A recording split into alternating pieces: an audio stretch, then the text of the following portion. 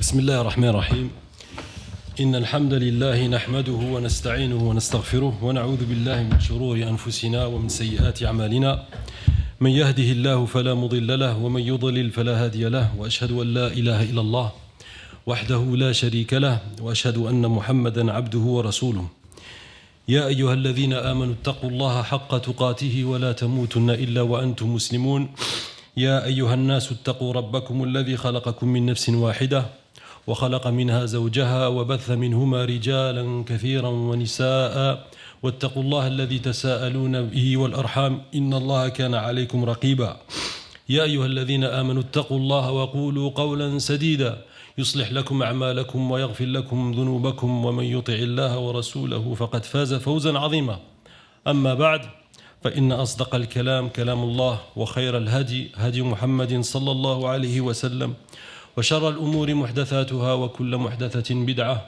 وكل بدعة ضلالة وكل ضلالة في النار أعاذنا الله وإياكم منها جميعا أما بعد فيقول الله تبارك وتعالى في كتابه الكريم لقد كان في قصصهم عبرة لأولي الألباب.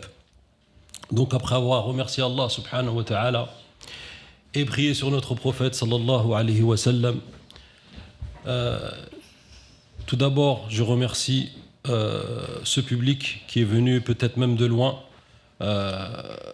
venir écouter cette conférence ou plutôt cet hommage envers le professeur Hamidullah rahimahullah ta'ala.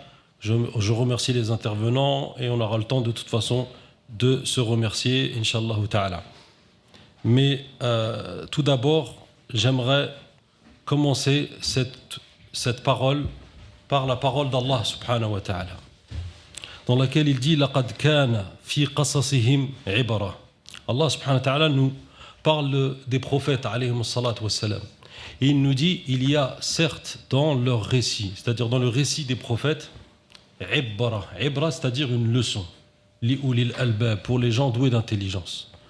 Lorsqu'Allah subhanahu wa ta'ala nous parle des prophètes alayhimus salatu wassalam, c'est aussi pour nous dire suivez-les. D'abord pour nous dire suivez-les et faites attention à ne pas les suivre et prendre des leçons de leur vie, de la vie qu'ils ont eue, car les prophètes alayhimus salatu wassalam, c'était des êtres humains comme nous, sauf qu'ils avaient le message d'Allah subhanahu wa ta'ala et ils avaient l'ordre de diffuser ce message-là dans leurs proches et ainsi que dans leur peuple.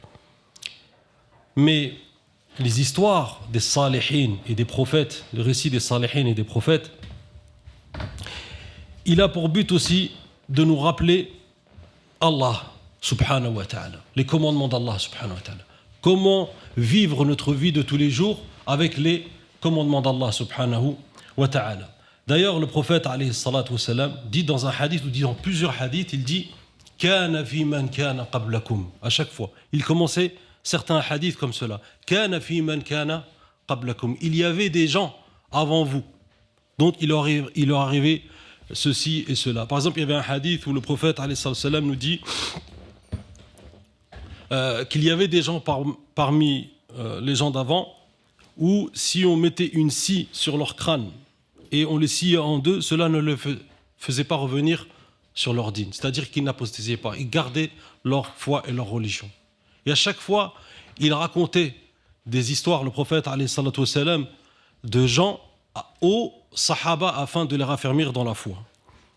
Et il a été rapporté également des deux grands savants, Sufyan al-Thawri et Sufyan ibn Uyayna, qui disaient que la miséricorde d'Allah, la rahma d'Allah subhanahu wa ta'ala, descendait lors de l'évocation des pieux et des vertueux serviteurs. Donc on demande à Allah subhanahu wa ta'ala de descendre cette rahma sur nous lorsqu'on va évoquer, bien entendu, la biographie ou la vie de cet homme vraiment qui est très riche et que vous allez découvrir inshallah ta'ala ce soir.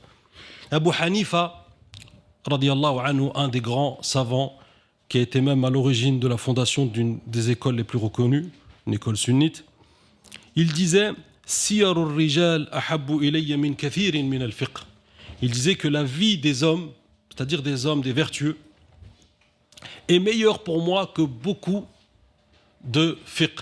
Ahabbu ilayya min kathirin min al-fiqh. Le fiqh, vous savez tous, c'est quoi? C'est l'apprentissage de la religion, voilà, la jurisprudence, etc. Et lui, c'était un grand juriste, radiyallahu anhu, un grand savant. Et il disait que pour lui, il préférait lire dans quoi? Lire ou connaître les biographies des grands savants, des grands salihin. Pourquoi? Parce que en réalité, ça apporte une miséricorde. C'est la meilleure des choses pour réformer son cœur. Islah al-qulub. Afin de réformer son cœur, il faut absolument lire des fois les biographies ou écouter des biographies. Parce que c'est l'exemple vivant de ce qu'Allah subhanahu wa ta'ala nous demande dans ses commandements. Subhanahu wa ta'ala. D'ailleurs, un bon exercice aussi à faire dans cela, et ce que je peux vous recommander, qu'on nous a appris également, c'est lorsque vous lisez un chapitre dans le fiqh ou dans n'importe quelle matière, on va dire dans les mérites, vous lisez les hadiths et vous lisez les hadiths ainsi que les ayats qui recommandent telle ou telle œuvre. Et ensuite, allez lire la biographie d'un homme qui est connu pour cela. Et vous allez voir l'impact, ou plutôt la chose que ça va faire dans votre cœur. Et vous verrez que dans la vie de tous les jours, vous allez vous souvenir de telle ou telle personne qui faisait ça. Par exemple, si on se souvient d'un compagnon qui était généreux, on se souvient tout de suite de qui? Très généreux. Qui?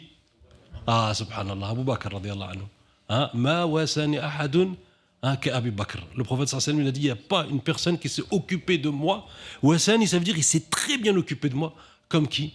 Comme Abu Bakr radiyallahu anhu, Siddiq radiyallahu anhu, le premier calife de l'islam. Nasallahu an yajma'ana ma'ahu fil jannah. Donc mes frères, les biographies c'est important. C'est important, et là on est devant une problématique. C'est quoi cette problématique? C'est qu'on a aussi beaucoup de savants qui ne veulent pas qu'on fasse leur biographie. Ils ne veulent pas qu'on fasse leur biographie, ils n'aiment pas, ils sont modestes, ils disent non. Par exemple, on a l'imam Shafi'i qu'on connaît tous, l'imam Shafi'i qui disait « Wadidtu an yakuna bayni wa bayna an-nasi baban » Bab min hadid. Il dit, j'aurais voulu qu'il y ait entre moi et les gens une porte de fer, pour pas être connu. En fait, il a voulu que sa science, il dit dans une autre parole, il dit que j'aurais voulu que ma science soit connue des gens sans qu'on connaisse mon nom. Sans qu'on connaisse mon nom. Et là, on est devant une problématique avec qui? Avec Cheikh Hamidullah. Cheikh Hamidullah, il disait à chaque fois qu'on lui demandait fais-nous une biographie de tes œuvres, etc., qu'est-ce qu'il faisait, Bilal? Il voulait que ce soit son travail qui parle pour lui et non pas lui qui parle, non pas lui qui soit mis en avant. Il voulait pas être mis en avant. Il voulait jamais être mis en avant. Et ça, nous, de toute façon, c'est ce qu'on fait aujourd'hui et ce soir. C'est que quoi, Inch'Allah Ta'ala, on va juste mettre ses œuvres en avant. Mais il faut aussi reconnaître une chose. C'est qu'en réalité, Cheikh Hamidullah ne faisait qu'appliquer un des commandements prophétiques. Ou plutôt une des paroles du prophète, alayhi salatu wassalam. Le prophète, sallallahu alayhi wa sallam, il dit dans un hadith, Man tawada'a lillah rafa'ahu Allah. Quiconque se rabaisse pour Allah, Allah l'élèvera. Et Allah subhanahu wa ta'ala n'a fait que élever cet homme-là. Parce que justement, il a mis en pratique ce hadith-là. Il n'a fait que se cacher, on va dire, ne pas montrer ses œuvres. Et on va peut-être même avoir beaucoup d'anecdotes, Inch'Allah ta'ala, ce soir, à ce sujet-là. Mais Allah subhanahu wa ta'ala n'a fait que élever. Et encore, on ne connaît rien. Nous, on a découvert encore des choses et on découvre encore des choses, subhanallah, de ce Cheikh-là, rahimahullah ta'ala. Entrons directement dans la vie de Cheikh, rahimahullah ta'ala. Alors, Cheikh, il faut le connaître un petit peu. Il est né en 1908 ou 1326 de l'Hégire. Et il est décédé en 2002, c'est-à-dire en 1423 de l'Hégire. Le 17 décembre exactement, la nuit du 16. Et aujourd'hui, on est le combien? On est le 15. À un jour près, on était à son anniversaire de l'anniversaire de sa mort, c'est-à-dire exactement 21 ans, c'est ça 21 ans de sa mort, subhanallah. Et Cheikh, rahimahullah ta'ala, donc il est né dans un endroit, on va dire, ça s'appelait à l'époque Hyderabad. Hyderabad qui était un État à part de l'Inde. Et ça, on va revenir dessus, Inch'Allah ta'ala. Il est né d'abord à Hyderabad dans une famille de grands savants. Et il fit ses premiers pas dans la science, d'abord avec sa famille, mais à l'école Usmaniya, comme on va revenir dessus, Inch'Allah ta'ala. Les origines de cette noble famille avec laquelle il entra dans la science remonte à une branche des Quraysh. C'est-à-dire qu'il est d'origine arabe. Cheikh Hamidullah est d'origine arabe. Et c'était ses ancêtres, ils étaient donc à un certain moment de l'histoire persécutés à Médine par l'homme qu'on connaît tous, enfin ceux qui ont lu un petit peu l'histoire, le terrible Hajjaj ibn Yusuf. Hajjaj ibn Yusuf, il a commencé à marteler un petit peu son peuple. C'était connu que c'était un homme, c'était un tyran. Et alors cette famille-là s'est déplacée de Médine à Al-Basra. Al-Basra qui était l'Irak. Et de là-bas, c'est-à-dire de Al-Basra, ils sont partis vivre, ils sont encore partis plus loin, c'est-à-dire vers cette région-là qui s'appelle Hyderabad. Et ils ont vécu là-bas, donc, dans cet endroit, où il y avait un sultan qui s'appelait Al-ad-Din Hassan. Bon, après, le nom, il est un petit peu long. Kankouba Mahin, bon, je ne sais même pas si je le prononce bien. Cette famille a été impliquée dans le service de cet émirat. Il y avait 6 savants dans sa famille. Ça veut dire que lui, de génération en génération, c'est-à-dire ses aïeux, à chaque fois, il y avait des savants. Et il y en a eu 6, on en a compté 6. Et ils œuvraient pour le bien de leur communauté dans cet émirat-là. Son père, il lui enseigna d'abord les fondements de la langue arabe, la langue aussi persane, ourdou, et il apprit de lui les sciences de base religieuse. Et ses 2 sœurs, Amatou Samad et Amatou Al-Aziz, lui enseignèrent également les bases de certaines langues et certaines sciences religieuses. Et là, on voit l'importance, mes frères, de quelque chose, c'est quoi? C'est l'entourage. Subhanallah, cet homme, quand j'ai lu sa tarjama, quand j'ai lu sa biographie, je me suis souvenu d'une parole de grands savants qui disait إِذَا أَرَادَ اللَّهُ شَيْئًا هَيَّأَ لَهُ أَسْبَابَهُ. Lorsqu'Allah il veut une chose, il lui prépare ses causes.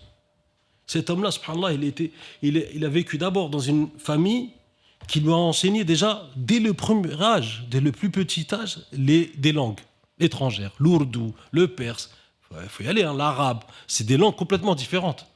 Et lui, dès le départ, il a les bases de ces langues-là. De ces langues-là. Et ensuite, vous allez voir, comme nous a dit Madame Fazio, 15 langues, subhanallah. Une culture, une grande culture. De toute façon, on va le voir, Inch'Allah ta'ala. Et donc, là, je voudrais aussi faire un petit arrêt sur ça. C'est l'importance de l'éducation qu'on doit donner à qui? À nos enfants, subhanallah. C'est-à-dire, dès le premier âge, si tu peux leur apprendre ou leur enseigner plusieurs langues, parce que c'est des vraies éponges, les enfants. C'est ça qu'il faut comprendre. Les enfants, tu les envoies dans un milieu, ils apprennent plusieurs langues, subhanallah, en peu de temps. Ils peuvent apprendre plusieurs langues en peu de temps. Et ça, à mon avis, pour ceux qui ont voyagé, ils le savent. Ils le savent. Et ceux qui ont connu d'autres pays, etc., ils arrivent à apprendre. Et donc là, ici, lui, Cheikh Hamidullah, directement avec sa propre famille.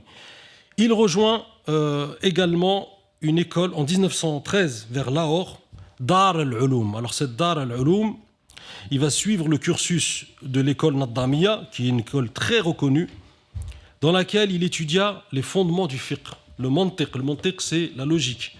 On va dire les sciences philosophiques, la théologie, le kalam. Il apprend surtout dans cette école-là la science du hadith. Et on va voir comment il a connu la science du hadith et qu'est-ce qu'il a apporté à la science du hadith. Il étudia également les sciences humaines et la chimie, les maths, l'ingénierie, l'histoire-géographie, l'anglais, l'ourdou, la langue arabe, encore une fois. Donc là, Bilal, est-ce que tu peux nous dire quelque chose à ce niveau-là? Là, on voit que déjà le shir, il a une culture, une double culture. Là. Il y a les sciences religieuses et les sciences... En fait, de manière classique, dans les études islamiques, au départ, il n'y a pas de sciences islamiques et de sciences profanes. C'est-à-dire qu'en fait, il y a une vision islamique du savoir, et donc toutes les connaissances sont enseignées et sont louables. Et c'est pour ça que cette école, en fait, elle se distingue des autres, parce qu'elle avait gardé cette méthode traditionnelle d'enseigner autant donc, les matières qui sont liées à la chimie, la géographie et les mathématiques, que les matières qui sont liées au hadith, au fiqh, etc. Alors que dans le monde musulman, il y avait déjà eu cette vision moderne des choses qui avait divisé en savoir islamique d'un côté et savoir profane de l'autre.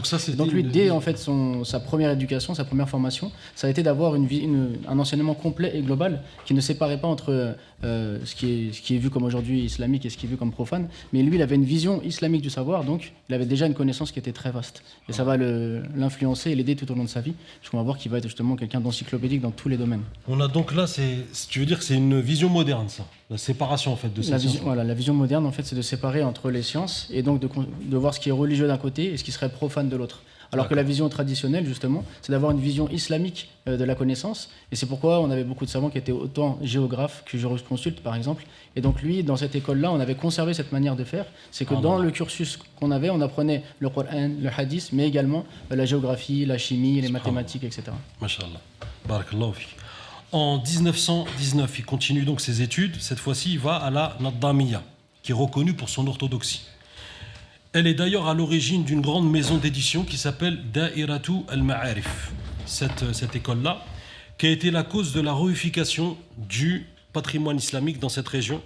Et cette Da'iratu al-Ma'arif, elle a été fondée en 1888. Il faut comprendre que ça, c'était comme une grande maison d'édition. Qu'est-ce qu'elle a fait?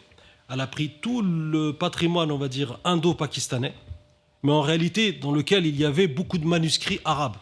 Parce que ce qu'il faut savoir aussi, c'est que les manuscrits se baladaient dans l'empire, on va dire, islamique, hein, ils se baladaient. Et celle-là, qu'est-ce qu'elle a fait, cette dar-là? Elle a réunifié le patrimoine, Daïratul Ma'arif. Et Shir, vous allez voir qu'il y a un moment, une chose assez spéciale qui lui arrive, Shir, c'est que, bon, on va le dire tout de suite, Shir, à un moment, il rentre dans ce qu'on appelle Dar al-Musannifin. Dar al-Musannifin, c'était une maison qui était dédiée à quoi? À l'écriture. Et donc, il y avait des auteurs qui venaient dans cet endroit-là spécialement pour écrire des ouvrages. Et Shir, qu'est-ce qu'il fait? Il rentre et il enlève ses chaussures. Mais vraiment avec beaucoup d'humilité, etc. Et il s'approche, il lui dit, mais pourquoi t'as enlevé tes chaussures? Il a dit, je ne peux pas mettre mes chaussures là où on a écrit la sira du prophète, sallallahu alayhi wa sallam. Subhanallah. Regardez le ta'zim, la vénération qu'il avait pour le prophète, sallallahu alayhi wa sallam. Ça, c'était dans Dar al-Musannifin, qui était Daïratul Ma'arif, subhanallah. Il avait un shir qu'il aimait beaucoup, ce shir-là, Cheikh Hamidullah. Il s'appelait Aboul Wafa al-Afghani, comme son nom l'indique. Aboul Wafa al-Afghani, c'était un Afghan. C'était un grand shir. Et ce dernier, c'était un des plus grands exemples du shir, voire le meilleur des exemples pour le shir. Ce shir-là, il était doté de qualité, d'une grande influence à tous les niveaux, et il était doté de grandes qualités, et surtout son amour qu'il avait pour les sciences anciennes, l'histoire. Et d'ailleurs, il y a un grand savant qui s'appelle Abu Rodda, qu'on va voir aussi également, Inch'Allah Ta'ala, qui a écrit les savants qui ont laissé le mariage pour la science. Ils ont délaissé le mariage pour la science. Aboul Wafa al-Afghani faisait partie de ces savants-là, qui était le shir de qui? De Cheikh Hamidullah. Et on verra que Cheikh Hamidullah également, on ne sait pas si c'était lui qui l'a influencé, mais il ne s'est pas marié. Subhanallah. On va le voir, Inch'Allah Ta'ala. Oui, Madame Fazio. Je vais vous demander d'intervenir à ce niveau-là. Alors, Cheikh, il ne s'est pas marié. Il ne s'est pas marié d'ailleurs. Alors, il y a une autre anecdote, parce que j'ai que ça dans ma hotte, n'est-ce pas? C'est pour ça que j'ai le dos un peu rond d'ailleurs. Il se trouve qu'il y avait une jeune fille à mon époque qui était étonnée qu'il ne fût pas marié. Donc, elle s'était proposée pour se marier avec lui. Wow. Et lui, oui, c'est vrai. Et donc, il lui avait répondu alors de façon très très élégante. Il avait un très bon style, que bien sûr il la remerciait d'avoir eu cette intention vis-à-vis de lui, mais qu'il ne pourrait pas suffisamment s'occuper d'elle, etc. Et qu'il était beaucoup trop pris justement par toutes ses recherches. Subhanallah. Là, il lui avait répondu ça. Donc, il était élégant. Il s'était marié avec la science, en fait. Et, oui, c'est un peu ça. Il était marié avec la science. Voilà.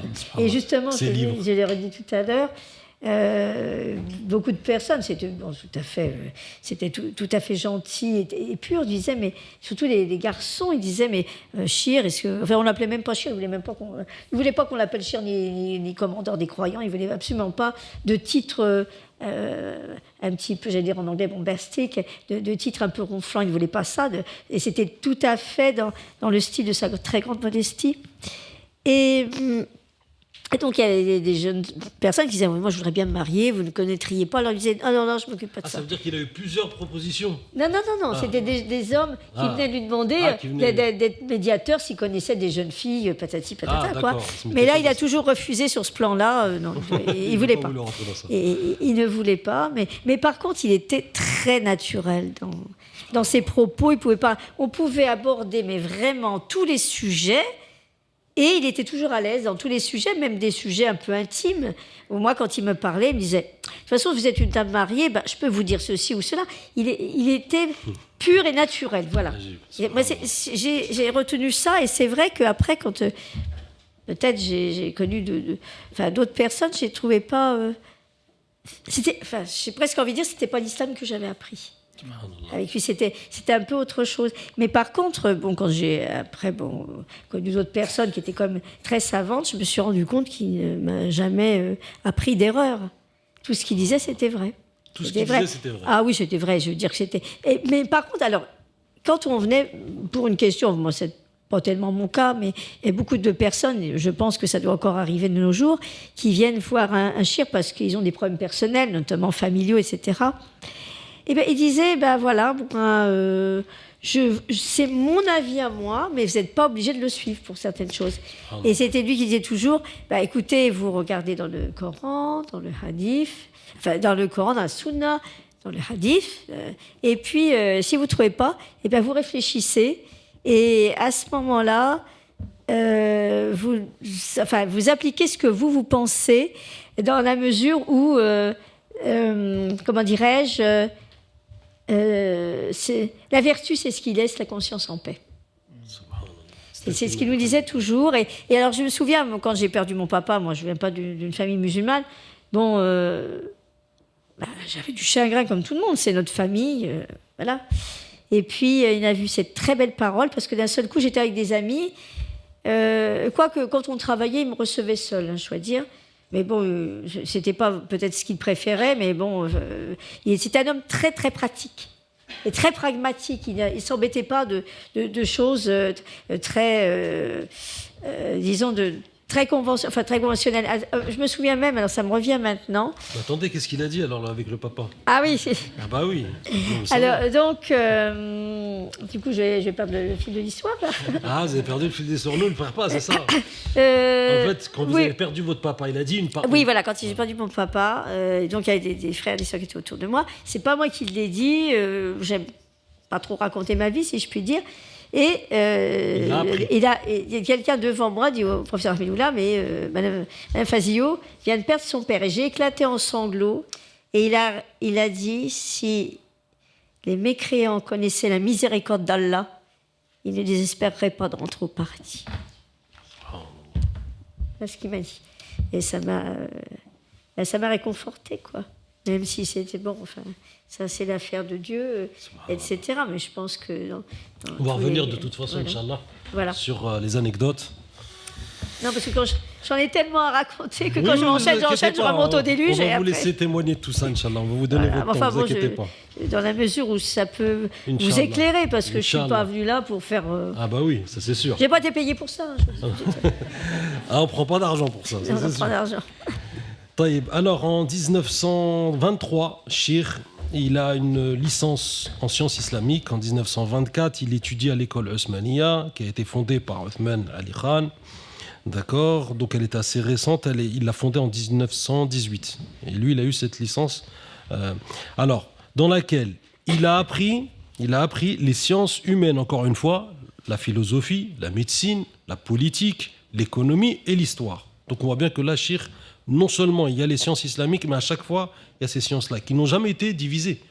En réalité, dans le monde traditionnel musulman, c'était pas séparé, ça. En 1928, à 20 ans, il a encore une autre licence, et cette année-là, sa mère décédera. Rahimahallah. Il souffrira beaucoup de cette épreuve, et il va écrire à ce moment-là un livre qui s'appelle Nadarat fi alaqat al-fiqh al-islami bil-qanoun al-rumi, c'est-à-dire le lien qu'a le fiqh islamique avec le qanoun, c'est-à-dire le droit romain. Bilal, tu peux nous en dire un petit peu? C'est un article qui est justement dans le coffret, qui a été réédité. D'accord, ok, il a été réédité. Il avait des chiours, des savants de Dioben, d'une école qui était bien reconnue également. Il a eu un magistère en 1930 sur le qanoun, c'est-à-dire les droits, en 1930, et aussi des sciences islamiques également. En 1932, l'université Ousmania, elle l'envoie au Moyen-Orient. Et à ce moment-là, Shir, il part au Moyen-Orient pour aller compléter des recherches sur les livres et sur les manuscrits. Donc il fait le voyage et il va en Turquie, où il rencontre des savants. Il va en Syrie également. Il va en Égypte. Et il va au Hijaz qui était donc l'Arabie saoudite actuelle. Donc il va vers ces pays-là et il rencontre énormément de savants et énormément de orientalistes, ce qu'on appelait, aujourd'hui on les appelle islamologues, avant ça s'appelait orientalistes.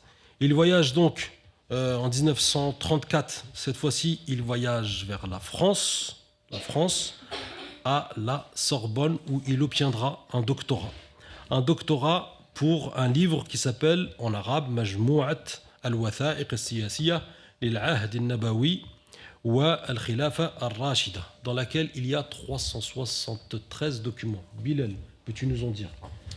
Oui, donc c'est en fait sa thèse de doctorat qu'il a passée en Sorbonne, qui est donc sur les documents de la diplomatie musulmane et qu'on a réédité donc depuis peu. Voilà. Alors, et il l'a passé donc en un an, sachant que généralement une thèse de doctorat on prend de longues années pour le faire, mais il était tellement justement, il excellait tellement dans la recherche et dans ses travaux qu'il l'a passé finalement en un an. En un an. En un an. Voilà, Shir, il avait pas le temps. En un an, directement. Mais par contre, ce document, ce livre-là, ce qu'il faut savoir, c'est qu'il a été édité en langue arabe. Ensuite, il a été par le Shir lui-même. Lui, il l'a fait directement en français. Ouais. Puisque justement, c'est sa thèse en Sorbonne, donc il l'a présenté en français. Et par la suite, le travail était tellement excellent qu'il a été traduit et diffusé en arabe, puisque ça donnait accès en fait à des manuscrits sur justement la diplomatie du prophète et des premiers califes, qui n'étaient quasiment pas disponibles dans le monde arabe. Et lui, le fait qu'il les ait réunis dans les archives qu'il avait trouvées, qu'il les a compilés et commentés, ça a fait gagner du temps à de nombreux chercheurs à travers le monde. Donc c'est ça qu'il faut s'imaginer, ou plutôt retenir, c'est que Shir, il sortait des documents qui existaient dans les pays, c'est-à-dire d'Occident, qui n'avaient pas vu le jour depuis même longtemps dans les pays arabes, et lui, Shir, il les remettait. Ouais, en fait, comme il avait accès à de nombreuses universités, on le surnommait la souris des bibliothèques. Voilà. En fait, il a redécouvert de nombreux manuscrits qu'on pensait perdus, et il les a réédités tout au long de sa vie. Soit en les travaillant directement donc, dans différentes langues, soit en les rééditant justement en langue arabe pour que ce soit accessible aux chercheurs. Et ça, c'était des découvertes même pour les grands docteurs ou les grands savants dans les pays arabes, ou les pays, on va dire, d'Orient. C'était des découvertes pour eux, c'était du jamais vu. Subhanallah. Donc Allah, il a vraiment préparé ce shir-là exceptionnellement pour nous sortir les trésors des bibliothèques. Il reviendra donc dans son pays où il enseignera quelques sciences. D'accord, et surtout le droit. Il est invité, là par contre, oui, il est invité en Grande-Bretagne. Il est parti un moment en Angleterre. Alors, est-ce qu'il est parti d'abord en Allemagne? Est-ce que tu peux me remettre l'épisode là? En fait, il est parti tout d'abord en Allemagne. D'accord. Et il a passé une thèse, donc pareil, un doctorat en 9 mois sur le droit international. Puis il est parti en France où il a fait donc sa thèse en Sorbonne. D'accord. Ensuite, il est parti en Angleterre où il a voulu aussi faire une thèse. Sauf que pour faire une thèse, il fallait rester 3 ans. Et il n'avait pas 3 ans à donner pour une thèse, mais il a profité qu'il était sur place pour aller en fait au muséum, au British Museum, dans lequel il y avait des manuscrits qui étaient conservés. Et il a découvert des manuscrits qu'on pensait perdus dans le monde musulman. Ce qu'il a fait, c'est qu'il les a recopiés à la main. Donc il est resté le temps qu'il a pu pour les recopier. À la main. À la main. Et lorsqu'il est rentré justement donc à Hyderabad, il les a fait rééditer là-bas. Et donc il a permis de faire revoir le jour à certains manuscrits qui étaient complètement perdus. Donc même s'il n'a pas passé son doctorat en Angleterre, il a utilisé son temps à profit. Subhanallah. Ça veut dire que le voyage, en vérité, il était juste pour aller récupérer ces manuscrits. Voilà. Subhanallah, Allah il lui a écrit ça. Et donc il est parti aussi en Allemagne, à Bonn. Bien sûr. C'était Bonn. Et là, il a commencé par l'Allemagne, ensuite la France. Donc dans les deux pays, il a passé une thèse. Et ensuite l'Angleterre, où il a récupéré des manuscrits. Et il est reparti à Hyderabad, où il a commencé à enseigner jusqu'à... Ouais, mais on voit que Shir, en réalité aussi, il a tellement haut niveau qu'il n'a pas le temps en fait.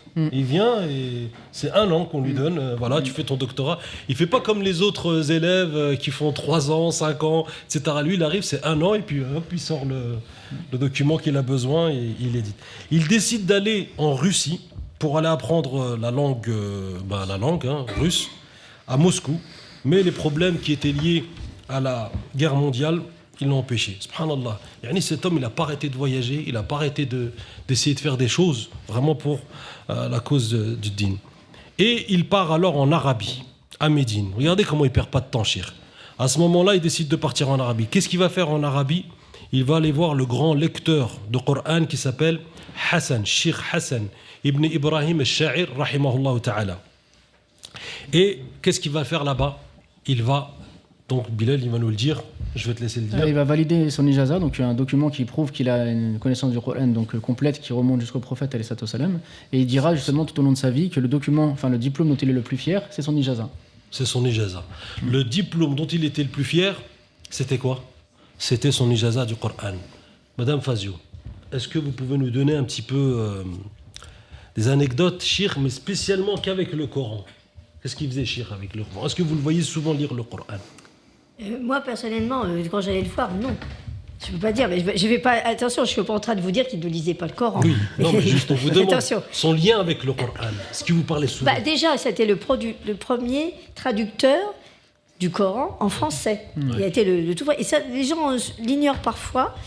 Et d'ailleurs, effectivement, ce que je disais tout à l'heure, en aparté, c'est qu'on a pris sa traduction pour, peut-être en la retouchant un peu, enfin je ne sais pas, je suppose, à la Walem, pour la donner aux francophones en Arabie Saoudite quand on va faire le pèlerinage. C'est ce qui est donné. Alors, moi j'ai eu recours souvent quand même à pas mal de traductions, et je dirais que la sienne, ce n'est peut-être pas la plus jolie, mais c'est la plus fidèle. Elle est vraiment extrêmement fidèle. Et puis alors, toutes les notes qu'il mettait, mais j'ai appris quand même pas mal d'islam avec toutes les notes qu'il mettait. D'ailleurs, je me demande si sa traduction au départ... Non, alors je confonds avec autre chose, parce qu'après, il a fait Initiation à l'islam, que vous avez réédité. Et c'était nous le premier document sûr que nous avions à notre disposition. Alors là-dessus, encore une anecdote, c'est que ce texte, qui était un peu une compilation, devait traiter tous les sujets. Alors la femme en islam, l'art en islam, la musique en islam, enfin tout ce qu'on peut imaginer. Et chacun, il s'était réuni, m'avait-il dit, ça c'est tout ce que je vous dis là, il me l'a dit personnellement, il s'était réuni avec des chouyours, des spécialistes, etc.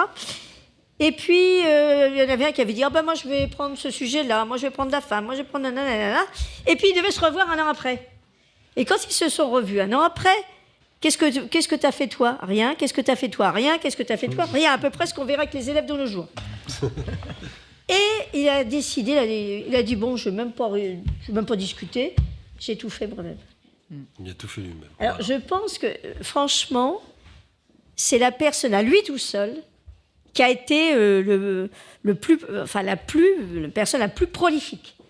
Et je sais même, notamment quand il a fait son doctorat là, concernant la correspondance diplomatique du prophète Mohammed sallallahu alayhi wa sallam, il allait mais vraiment au bout du monde pour vérifier un seul mot. Oui, non, mais alors j'exagère en disant un seul mot, mais je sais qu'il était allé juste, on va dire, pour une phrase, parce qu'il avait peur de trahir. Il était, mais alors, d'une authenticité, d'une honnêteté incroyable. Et d'une simplicité, bien sûr, parce que c'est maintenant que je découvre que j'ai connu, que j'ai fréquenté, que j'ai eu... il m'a fait l'honneur de travailler avec moi. Et même, je crois qu'il n'avait pas fait de latin. Et comme j'avais fait du latin, il m'avait demandé de lui expliquer quelques petites choses. Et je me disais, mon Dieu, il faut que je ne me trompe pas, Et aussi... il n'avait pas justement cette... Enfin, d'abord, il disait que la science est pour tout le monde, c'est-à-dire les hommes comme les femmes, mais c'est ce qui est dit dans le Noble Coran aussi. Hein. Et il n'était absolument pas prétentieux, parce que j'étais une petite convertie de rien du tout, il a appris de moi et ça ne le dérangeait pas. Et il était franchement naturel, mais je vais arrêter de parler. Parce que je vais vous donner de quoi parler, Inch'Allah, dans d'autres. J'ai rien préparé, je vous préviens. Rien préparé. Là, c'est préparé pour manger, mais j'ai rien préparé. Vous avez vécu avec lui, donc oui, voilà. C'est un témoignage et ça me fait plaisir. Témoignage vivant. Pas parce que je revis ma jeunesse ou tout ça, c'est que je me rends compte à quel point j'étais privilégiée. Subhanallah. De te fréquenter, parce que tout ce qu'il nous a appris. Mais par contre, il avait ses positions dans certaines choses. Il disait qu'il pouvait choquer d'autres personnes. Il disait non, mais moi je pense ça. Vous allez nous donner des exemples, Inch'Allah. Quand je vais venir à la fin, justement, je vais vous demander des témoignages sur ça. Je vais pas faire la révolution, là. Non. N'espère pas.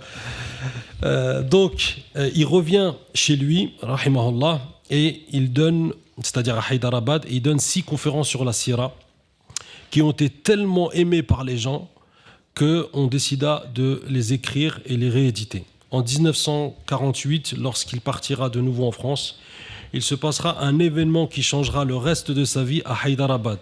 Au moment où il a voulu renouveler son passeport, Bilal, je te laisse la parole à ce niveau-là. En fait, à ce moment-là, donc, il y a l'Inde qui a annexé Hyderabad. Et donc, lui, il a refusé donc, de reconnaître le pouvoir de l'Inde. Il a même été désigné pour plaider à l'ONU, justement pour qu'ils aient gain de cause. Et comme ils n'ont pas eu de gain de cause, il n'a pas souhaité rester sur place. Donc, il s'est installé en France. Il est d'ailleurs resté 20 ans par la suite en France. Et il a préféré être apatride que reconnaître la domination de l'Inde sur son pays. Et jusqu'à la fin de sa vie, donc, il sera apatride. Il ne prendra ni la nationalité française, ni notre nationalité, bien qu'on lui a proposé. On lui a proposé. Et dans certains documents associatifs, justement, quand on lui demandait sa nationalité, il signait musulman. Il avait le droit de ne pas avoir de photo sur son passeport. En plus, ça on va le voir pourquoi. Et pourquoi justement Pourquoi, oui. De toute façon, il était contre la figuration. Voilà. On le voit quand il était dans les conférences, il ne voulait pas qu'on le photographie, alors il y avait deux petites œillères, là, comme ça. Mais alors, ce qui est dingue, c'est qu'il était sévère pour lui-même, parce qu'il était, je veux dire, entre guillemets, synchro avec ses idées. Il mettait ses idées en pratique, mais par contre, il n'imposait rien aux autres. Oui, voilà. C'était pas moi, je suis le grand chir et non. Et c'était. Il faisait pour lui-même et pas pour les autres. Voilà, et c'était pour lui-même. Et je pense que c'était une très grande leçon d'humilité. C'est qu'on doit être très exigeant avec soi-même et clément pour les autres. C'est ce qui m'a laissé. Et pour l'anecdote, quand Shir Larbi Kachat était assigné à résidence, lui qui refusait toujours les photos, il a été invité par des chrétiens pour faire une manifestation pour demander la libération de Larbi Kachat. Et ils ont voulu le prendre en photo. Et c'est la seule fois de sa vie où il a autorisé qu'on le prenne en photo parce qu'il pensait que ça pourrait aider la libération de Larbi Kachat. Alors, à propos de photos, il a été le témoin d'amis à moi qui se sont mariés, donc à la mairie. Alors, à la mairie, à l'époque, maintenant, on a fait quelques petits progrès. C'était, alors, le témoin Muhammad Amidoullah. C'était Muhammad, d'accord. Et là, il y a le photographe, c'était deux convertis qui se mariaient. Donc, il y avait le photographe qui était là, il n'a rien dit, parce qu'il n'aurait jamais fait d'esclandre, il n'a rien dit tout, il s'est laissé photographier. Donc, on a une photo de lui, voilà. Il n'a rien dit, on sait très bien il laissait pour les gens, mais pour lui-même... voilà. Ou puis même, il était très drôle, parce qu'il y avait la maman de la mariée qui disait... Mais va faire une bise au professeur Hamidoullah. Mais il n'a rien dit. Isabelle ne l'a pas fait, bien évidemment, mais il avait un grand sourire. Il avait de l'humour. Ah voilà, c'est ça. Parce que quelquefois, maintenant, je trouve que il faut être très sérieux, surtout par rapport à la religion, bien évidemment, mais il ne faut pas se prendre au sérieux. Oui. Et lui, il avait cet humour. Et ça passait... alors, l'humour... Et il était à une conférence une fois, alors ça passait pas, la polygamie ne passait pas. Il dit, mais il y avait quelqu'un, il était à une conférence avec des chrétiens, la polygamie, il me dit, c'est pas la peine, il me dit, c'est pas la peine que j'essaie quoi que ce soit. Alors je dis, alors ça c'est des anecdotes qu'il m'a racontées, enfin je veux dire, personnellement. Il me disait, alors il dit, vous monsieur là, imaginez que vous êtes traducteur. Bon, vous avez 4 femmes, et chaque femme parle 4 langues. Eh ben ça vous dirait d'affaires quand même, hein. Ça serait quand même pas mal, hein. Là, il viserait bien. Oui, mais il avait dit ça parce qu'il s'en tirait par la bande de cette façon-là. Vous avez 4 femmes, chacune parle 4 langues. Ben quand même, hein, ça vous arrangerait bien. Hein. Ah oui. Non, il y avait l'humour, puis voilà quoi. Et il était très. Mais alors, par exemple, j'ai l'impression aussi qu'il avait un peu ses têtes, hein, parce que une fois, quand je traduis quelque chose en anglais, enfin de l'anglais au français, puis je tombe sur quelque chose que je ne comprenais pas tellement, bizarre. Alors, je lui envoie, puis il me dit, oui, mais c'est une erreur aussi islamique que la personne a faite. Et puis, il me dit, ah bah c'est pas un prix Nobel de littérature, hein, ce que vous avez traduit. Et toujours, non, il avait aussi son petit caractère. Hein. Donc, oui, barakallahu fikum, barakallahu fikum. Donc, Cheikh, en fait, il avait un document avec lequel il voyageait, mais qui lui permet de rentrer en France quand il voulait. C'est ça qu'il avait. Et moi, il m'a rappelé un hadith. Ça m'a rappelé un hadith dans lequel le prophète sallallahu alayhi wa sallam dit « Kun fi dunya ka'annaka gharib aw 'abir sabil ». Subhanallah, il y avait l'application de ce hadith sur Cheikh Hamidullah. « Kun fi dunya ka'annaka gharib ». Soit dans cette dunya-là comme un étranger. Aw 'abir sabil, ou alors quelqu'un de passage. Subhanallah. Cheikh, en fait, vous vous rendez compte que vous avez vu certains, qu'est-ce qu'ils font pour avoir une nationalité, et surtout même la nationalité française d'ailleurs. Hein, on les voit faire un petit peu n'importe quoi d'ailleurs des fois, pour avoir n'importe quoi, en tout cas un privilège. Mais Cheikh, il a refusé. Il a refusé et il a été fidèle, on va dire, à sa patrie d'origine jusqu'à la fin, et il est resté étranger pour cela. Mais regardez, il s'en est remis à Allah. Il s'en est remis à Allah. Et Allah subhanahu wa ta'ala ne l'a pas laissé. Et ça, dans cela, il y a des leçons à prendre. Parce que des fois, tu as des gens, ils n'ont pas des papiers, alors ils disent, bon, ben, moi, je n'ai pas de papiers, donc je ne peux pas faire da'wa, je ne peux rien faire.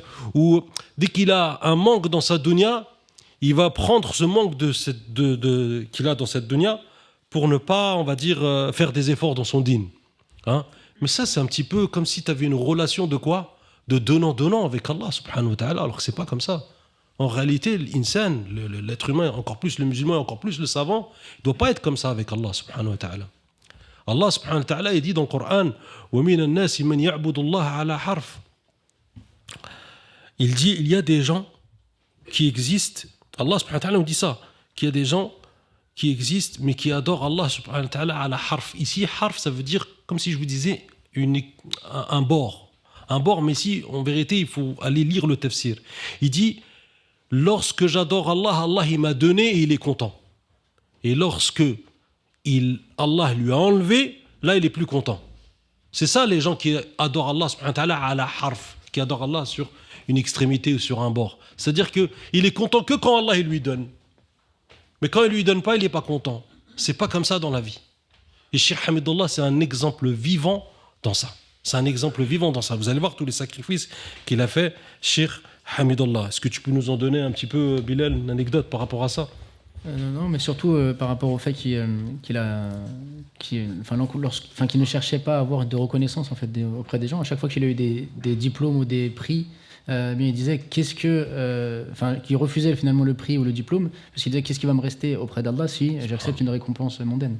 Et donc que ce soit lorsque l'Arabie Saoudite a voulu le récompenser, ou le Pakistan, etc., à chaque fois en fait il déclinait les récompenses de façon à conserver sa récompense entière auprès d'Allah Azza wa Jalla. Subhanallah. Ça c'est un exemple, subhanallah.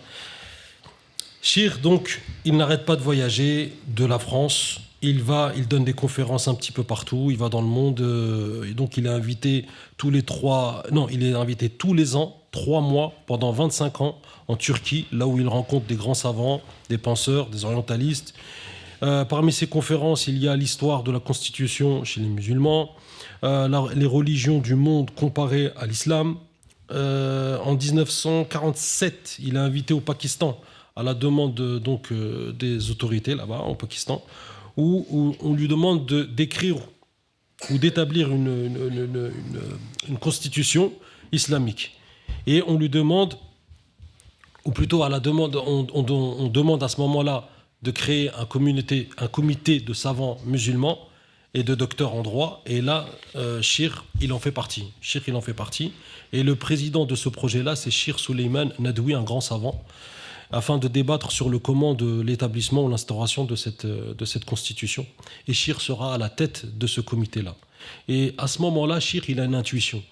Il voit qu'il y a des gens qui ne sont pas d'accord avec ce projet-là, le projet de l'institution d'une constitution islamique. Et là, Cheikh, il s'excuse et il demande à repartir en France. Donc, il n'a pas senti le coup, on va dire. Et Cheikh, c'est par intuition. Regardez les imams aussi, qu'est-ce que ça apporte Le prophète alayhi salatu wassalam nous dit dans un hadith ittaqu farasat al-mu'min fa innahu yanzuru bi nurillah. Il y a un hadith où il nous dit que il faut craindre la firasa. La firasa, c'est-à-dire, comment on pourrait le traduire, la perspicacité. Il y en a qui l'ont aussi traduit par la physiologie, la clairvoyance du croyant, barakallahu fik, du croyant, parce qu'il voit avec la lumière d'Allah subhanahu wa ta'ala. Il a senti que ça allait mal se passer, alors ce qu'il a fait, il est parti. Il est parti et on lui a redemandé de revenir et il a refusé. C'est-à-dire il a refusé cette fois-ci pour des raisons personnelles. Et ça nous apprend aussi un épisode dans la vie, c'est que des fois tu sens pas un coup, ne force pas. Si tu sens pas le coup, ne force pas. Istakhir Allah, remets-toi à Allah subhanahu wa ta'ala et après, remets-toi à Allah subhanahu wa ta'ala pour faire ou ne pas faire la chose. En 1974, Cheikh est invité en Malaisie à la grande université où il donna des conférences et il y est resté pendant 1 an. La même année, en Arabie, il va et il part pour y donner des conférences et l'étude de sites historiques dans toutes les régions du pays. Donc il va, il visite. Ça veut dire que Cheikh, lorsqu'il vous parle dans son livre le prophète de l'islam, etc., c'est des sites qu'il est parti visiter personnellement. Il les a vus. Quand il te dit que c'est à 2 km, vous avez vu comment Madame Fazio, elle nous a dit comment il était dans le détail.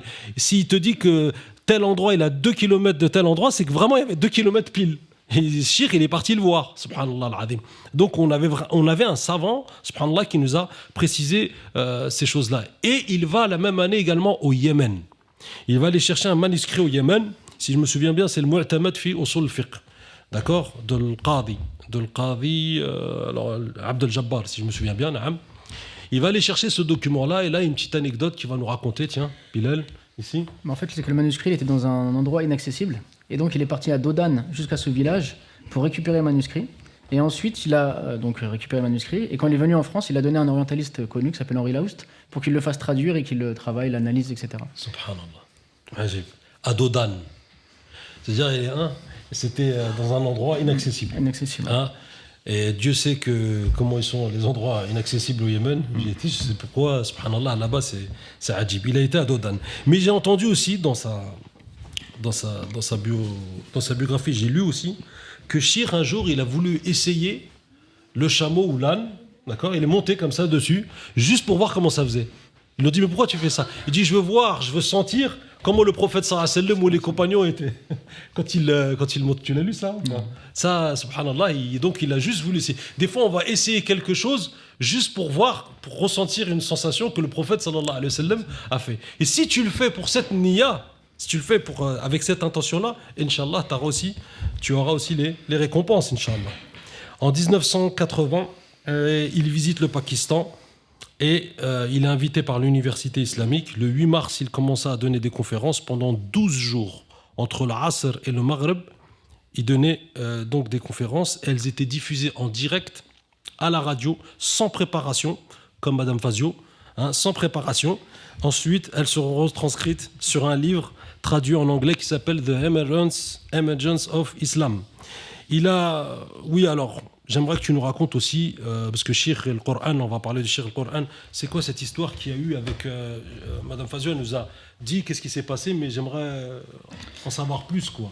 L'histoire du GIZ de Malik Faisal.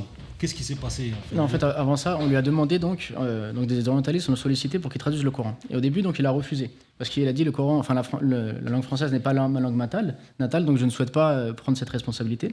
Puis il a réfléchi, il s'est dit si je ne le fais pas, peut-être qu'un imposteur ou une personne qui n'est pas compétente le ferait et ça induirait les musulmans en erreur. Sauf qu'il avait un délai de 6 mois pour le faire. Mais comme il avait ce souci justement que le Coran soit bien traduit et qu'il n'y ait pas donc d'imposteur qui puisse le faire à sa place, eh bien il l'a quand même fait. Et en 6 mois, donc il a traduit le Coran. Donc c'est le premier musulman à traduire le Coran entièrement. Il a traduit d'une manière très littérale, mais elle est très riche sa traduction parce qu'en fait il met beaucoup de notes. Et avec toutes ces notes justement, il a fait exprès d'être littéral pour ne pas justement s'éloigner donc du sens des versets, mais il a mis des notes pour pouvoir justement aiguiller le lecteur tout au long de sa lecture. Et sa traduction en fait a été tellement aimé et apprécié, que justement le complexe du Roi Fahd a récupéré sa traduction, l'a remodelé justement, et d'ailleurs il n'en était pas content. Et l'a fait. Et donc après, ce comité donc, a diffusé sa traduction à travers le monde. Et lui, il s'en plaignait et il disait heureusement que vous n'avez pas mis mon nom, comme ça j'ai pas la responsabilité auprès de Dieu, mais je suis pas d'accord du travail que vous avez fait sur mon travail.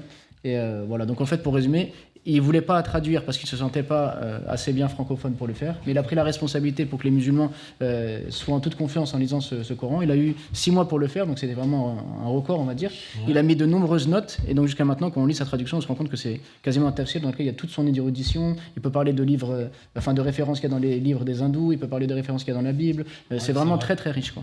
Et c'est les annotations que nous parlait tout à l'heure Madame Fazio, et qui nous disait d'ailleurs c'était pas le plus joli, parce que c'est pour ça qu'il est resté littéral. Très littéral, ouais. Il est resté très littéral, c'était pas le plus joli, mais en tout cas en termes d'annotation et d'explication pour justement ce tafsir-là, et ben il était vraiment.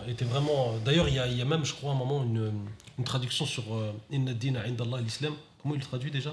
Je me rappelle pas. Quand il dit la tradition au lieu de religion, je crois. C'est possible. Non, c'est plus. Non. Bref, en tout cas, Shir, si on regarde comme ça, c'est vrai que pour quelqu'un qui a un tavamour, c'est-à-dire qui a une appréciation de la littérature française, etc., peut-être qu'il ne va pas le trouver le plus joli. Mais en tout cas, les annotations que Shir a données pour compléter justement le sens de ce qu'il a traduit, rahimahullah ta'ala, c'était le meilleur. Et en se rappelant qu'il a eu 6 mois pour le faire et que le français n'est pas sa langue natale. Alors, il l'a écrit en 617 cahiers. 617 cahiers, ça je l'ai enregistré. 617 cahiers, et en 2 semaines, il y a 1200 copies de ce Coran-là qui ont été distribuées ou vendues. En 1200 nusra de ce Coran-là. Est-ce qu'il y a eu des tentatives de traduction, on va dire ? Oui, ça a existé. Il y a un monsieur André en 1647. En 1751, un monsieur Savary, qui a essayé de le faire aussi, traduire. Il y a Kazimierski en 1840.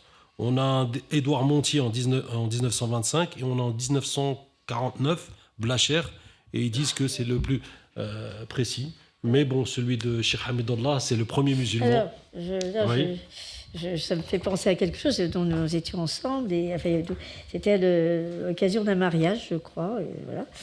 Et on lui a posé la question, un frère, que je revois très bien, lui a posé la question. Donc il a peut-être dit Cheikh Hamidullah, à part votre traduction à vous, quelle est celle que vous conseilleriez ? Il a dit Blacher. Blacher, bah. Ça, voilà, c'est ce qu'il a répondu devant moi. C'est ce qu'il a dit, répondu devant moi. Voyez, subhanallah. Ça veut dire qu'il connaissait, il avait, à force, après, il a eu le goût pour la littérature française, à mon avis. Oui, vous savez quand même énormément de choses. Je t'enchaîne de faire attention, pas dire de bêtises. Oui. Donc on a aussi Shir. Donc ici on peut reconnaître que Shir, il avait une connaissance très vaste du Coran, puisqu'il l'a traduit lui-même, et cette jalousie pour son dîn. Regardez, il n'a pas voulu que ce soit quelqu'un d'autre qui le fasse. Et ça, j'aimerais qu'on retienne aussi cela, parce qu'aujourd'hui, j'ai déjà entendu moi ce projet qui a voulu être fait par des gens qui ne sont pas musulmans. Subhanallah, maintenant on a des musulmans qui sont donc arabophones, francophones, etc., et qui pourraient, en plus de ces traductions qu'on a aujourd'hui, faire un travail sur le Coran. On ne voit pas assez de travaux, on va dire. Et même une fois, par exemple, au-delà du Coran, il y avait Sadek Salem qui avait été invité par des chrétiens pour enseigner l'islam. Donc c'était un cursus en fait où il devait expliquer l'islam. Et puis il s'en sentait pas capable. Il est parti voir le professeur Hamidullah. Il lui a dit aie confiance en toi et vas-y. Et si tu connais pas quelque chose, pose la question. Il dit mais justement il faut pas rester en retrait et ne pas faire profiter ses connaissances. Même si tu connais pas grand chose, donne ce que tu as à donner. Et s'il te manque des informations, va te renseigner auprès de ceux qui les possèdent. Donc va de l'avant, propose quelque chose toi aussi. Voilà, faut pas rester à se dire il faut que j'attende à être un savant pour propager quelque chose. Non, ballighu anni walau aya, c'est-à-dire transmettez de moi. Le prophète sallallahu alayhi wa sallam dit transmettez de moi ne serait-ce qu'un verset. On a aussi Shir avec la traduction on a Shir rahimahullah ta'ala également, quel était son rapport avec la sunna du prophète sallallahu alayhi wa sallam. Tout d'abord, Shir, il avait un grand ami qui était un grand savant également avec lequel il échangeait. Il s'appelait Shir Subhi Saleh et il travaillait avec lui. il dit à son sujet, c'est-à-dire Cheikh Subhi Saleh, qui est un grand muhaddith, je ne sais pas s'il est encore vivant, il dit Cheikh Hamidullah, de mon point de vue, est le premier des hommes ou le premier chef à avoir authentifié le répertoriage du hadith du prophète sallallahu alayhi wa sallam, de sa sortie du livre, grâce à la sortie du livre Sahifa de Hammam ibn Munabbih. Et là, j'aimerais que Bilal aussi, si tu peux nous parler de la Sahifa de Hammam ibn Munabbih, s'il te plaît. En fait, le professeur Hamidullah, lorsqu'il était justement en Allemagne, il avait découvert un morceau du manuscrit de la Sahifa à Berlin. Mais il n'a pas pu l'utiliser parce qu'il n'était pas complet. Mais c'est resté en fait dans sa tête. Et un jour, il y avait un savant de Calcutta qui faisait ses études à Damas, qui lui a dit, moi j'ai trouvé le manuscrit complet à l'université justement de Damas. Enfin, dans la bibliothèque et donc il lui a demandé ce qu'il pouvait lui faire parvenir. Donc il l'a recopié, il lui a fait parvenir, et donc avec ces deux parties de manuscrit, il a réussi à reconstituer complètement le manuscrit de la Sahifa, donc qu'on a réédité. Et donc il a fait donc une longue introduction pour expliquer justement la valeur du hadith, et il a traduit donc en arabe et en français, enfin il a publié donc en arabe et en français donc la Sahifa, et avec ce document il a réussi à prouver en fait qu'il y avait bien une source au hadith. Pourquoi ? Parce que ce document en fait c'est Abu Huraira, donc qui a entendu les hadiths directement du prophète alayhi salam, qui les a dictés à son élève Hammam ibn Munabbih, qui les a notés. Et ensuite, ce feuillet s'est transmis de génération en génération. Et dedans, il y a 134 hadiths qu'on retrouve dans Al-Bukhari, Muslim, donc dans tous les livres, dans tous les recueils. Et en fait, ça prouve qu'il y a bien eu, dès Abu Huraira jusqu'à Al-Bukhari, eh bien, une transmission complète du hadith qui prouve que finalement, ce que disaient les orientalistes, oui, mais ça a été écrit 3 siècles après la mort du prophète, donc ce n'est pas fiable, on ne peut pas s'appuyer dessus. Avec ce document, il a prouvé qu'au contraire, il y avait une trace écrite qui montrait qu'il y avait bien une continuité et que ce n'était pas justement uniquement écrit 3 siècles après la mort du prophète alayhi salam. Et donc Jacques Berck, par exemple, qui est un orientaliste, il dit, grâce à ce document, Hamidullah a fait taire les critiques des orientalistes qui allaient parfois jusqu'à l'absurde. Voilà, donc c'est vraiment un monument en fait dans la science du hadith, et pour prouver que le hadith a une véritable fiabilité. Donc on en avait discuté d'ailleurs par rapport à ce livre-là. Je t'avais dit quoi sur ce livre-là? Je t'avais dit il aurait été bien qu'il soit également traduit en arabe. Et justement, voilà. Et donc parce que justement l'importance justement de le transmettre aux arabophones. Ce premier recueil de hadith. Et c'est un document d'une grande importance. Pourquoi? Parce que souvent on entend des gens qui veulent, on va dire, presque dénigrer la sunna du prophète sallallahu alayhi wa sallam. Ils disent toute la vérité elle est dans le Coran, la sunna il y a trop de choses qui sont ambiguës, etc. Nous on se base que sur le Coran. Il y a même un groupe islamique qui s'appelle, enfin les coranistes, qui se fient que au Coran, etc. Et là, de cette manière-là, on nous dit, et ils viennent avec on va dire, ils émettent un doute. Ils disent que, voilà, comment le Bukhari qui est venu à telle année, 200 ans plus tard, voire 300 ans, comment il a pu faire ce recueil-là? Ce livre-là, en fait, c'est le chaînon manquant. C'est une espèce de chaînon manquant qu'il y a justement, c'est un document d'une grande importance que je vous invite d'ailleurs à lire. Et d'ailleurs, est-ce que tu peux nous dire comment il était Shir? Parce qu'on parle des orientalistes, etc. Shir, par rapport à ça, justement. Donc Shir, il participait à de nombreux colloques avec les orientalistes. Il allait d'ailleurs au cours d'Henri Laoust. Et quand on lui a posé la question pourquoi il y allait, il a dit j'y vais pour voir si ce qu'il dit est conforme à ce qu'il y a dans le Coran, dans la Sunna, afin d'annoter et de corriger, si c'est le cas, pour ne pas que les musulmans puissent prendre des informations qui soient fausses. Après, il disait que les orientalistes, ils ont rendu un grand service en travaillant donc le patrimoine islamique, et que s'ils ont pu avoir des lacunes, c'est parce qu'ils ne sont pas musulmans, donc ils n'ont pas le même référentiel que nous, et qu'au lieu de critiquer leur travail, il faudrait que les musulmans s'investissent de la même manière et qu'ils proposent eux aussi donc, des études poussées, et qu'ils ne soient pas juste dans la critique, mais qu'ils soient dans l'action. Donc. Oui, donc on a des gens, ça je l'ai déjà entendu, des musulmans qui disent « Ouais, mais les orientalistes, c'est des koufars, voilà. » Bref, on ne peut pas prendre notre religion d'un non-musulman. Voilà ce qu'on entend souvent. Et que dès que ça vient d'un orientaliste, c'est pas bon à prendre. Qu'est-ce que tu en penses de cette parole-là, quand ils nous disent « c'est un orientaliste, on ne prend rien de lui ». Déjà, il y a beaucoup de manuscrits qui ont été conservés par le travail des orientalistes. Donc sans leur travail, le moment où un grand nombre de musulmans ne s'intéressaient pas au patrimoine, beaucoup de choses auraient été perdues s'ils n'avaient pas été là. Ensuite de ça, ils ont une rigueur universitaire, et donc ils proposent des travaux qui sont souvent de qualité. Ensuite, il y en a qui peuvent être islamophiles, il y en a qui peuvent ne pas l'être. Ouais. Et donc forcément, on doit avoir un droit de regard et classer les orientalistes, savoir qui est fiable, qui travaille sérieusement, qui à une vision, on va dire, orientée, parce qu'il y a aussi un orientalisme qui est lié...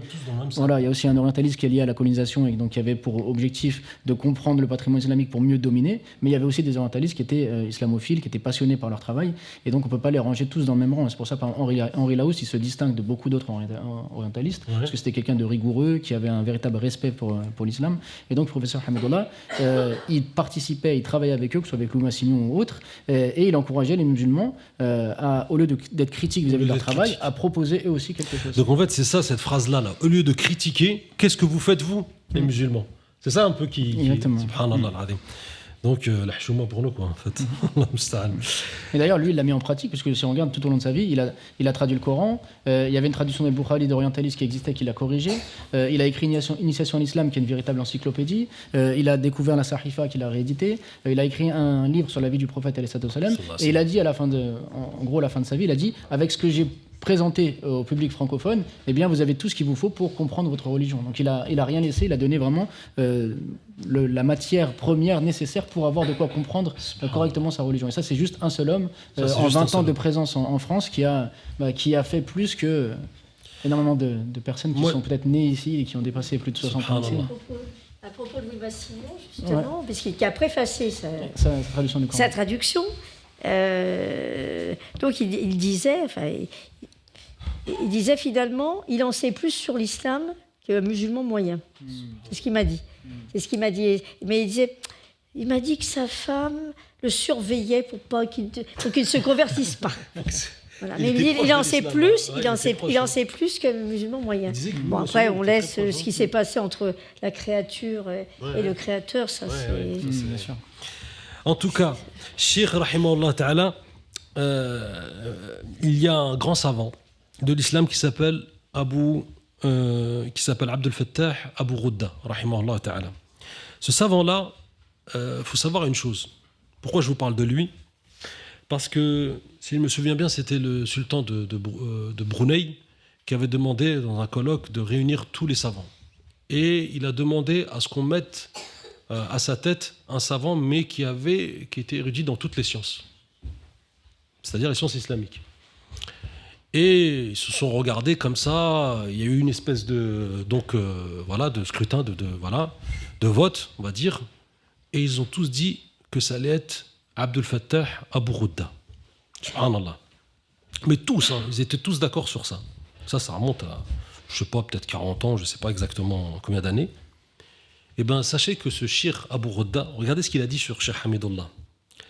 Il a justement une anecdote avec lui. Ce Cheikh Abdel Fattah, un jour, il demande à Cheikh Hamidullah de lui procurer un manuscrit qui était dans les bibliothèques françaises. D'accord? Cheikh, il savait qu'il avait accès donc à cela. Et c'est un manuscrit d'une grande importance. Pourquoi? Parce que lorsqu'on étudie le hadith du prophète sallallahu alayhi wa sallam dans les sciences, eh ben, on a un livre qu'on peut étudier d'un grand imam qui s'appelle l'imam al-Dhahabi, rahimahullah ta'ala. Et son livre, c'est Al-Mawqida. Ce livre-là, il s'appelle Al-Mawqida fi Mustalah al-Hadith. Ça veut dire que quelqu'un qui veut avoir accès à la science du hadith, il lui faut ce livre-là. Vous voyez l'importance de ce livre-là. Hein? D'ailleurs, même pour Sahifa ibn pour ce livre-là, d'ailleurs, lorsqu'on étudiait le hadith, on nous disait que ce livre-là, en fait, on entendait qu'il existait dans les livres, mais on ne l'avait jamais vu. Ils nous disent, voilà, il y a la Sahifa d'Ibn Hammam, il y a la Sahifa d'Abu Huraira. Nous, lorsqu'on étudiait le hadith, on disait oui, mais on ne l'a jamais vu. Et des années plus tard, subhanallah, on le revoit grâce à Cheikh Hamidullah. Et là, le livre là, de Al-Mawqida, Cheikh Abu Ghudda lui demande, donc, est-ce que tu peux me le sortir? Il dit, oui, mais le problème, c'est que si j'attends la photocopie ou je ne sais quoi, il a dit, ça va mettre du temps. Alors, Cheikh, il lui trouve une solution. Qu'est-ce qu'il fait, Cheikh Hamidullah? Comme tout à l'heure, il le réécrit à la main. Il le réécrit à la main et il lui envoie en courrier. Subhanallah. Regardez la himma, le souci, subhanallah, qu'ils avaient, ces gens-là. Donc, il le renvoie et Cheikh Abu Ghudda le remercie. Mais vous savez combien de temps plus tard il va le remercier? Il va le remercier 10 ans plus tard, lors d'une visite à Paris.